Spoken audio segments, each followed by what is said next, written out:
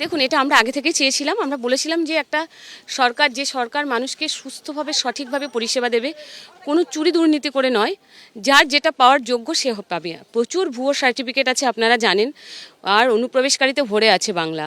তো সেখানে দাঁড়িয়ে আজকে এটা হবে ডেথ এবং বার্থ সার্টিফিকেট নিয়ে, এটা হওয়ার কথাই ছিল। আমরা চেয়েছিলাম এগুলো হোক, মানুষ তো চেয়েছে। এটা দেখুন, মানুষ চেয়েছে বলে পরিবর্তনের সরকার প্রতিষ্ঠা হয়েছে। আজকে ন্যাচারালি ডেথ বার্থ সার্টিফিকেটে প্রচুর গলতি আছে, আমরা চাই এর একটা বিহিত হোক। যারা দোষী তাদেরকে যারা দোষী শাস্তি পাবে অবশ্যই। কালকে মুখ্যমন্ত্রী দাঁড়িয়ে বলেছেন বিধানসভায়, যারা দোষী আছেন তারা প্রত্যেকে শাস্তি পাবেন, আর আমরা তার পক্ষেই আছি। সাধারণ মানুষ সেটাই চায়। আজকে লাস্ট 15 বছর আগের সরকার জন্ম মৃত্যুর সার্টিফিকেট নিয়ে অনেক দুর্নীতি হয়েছে।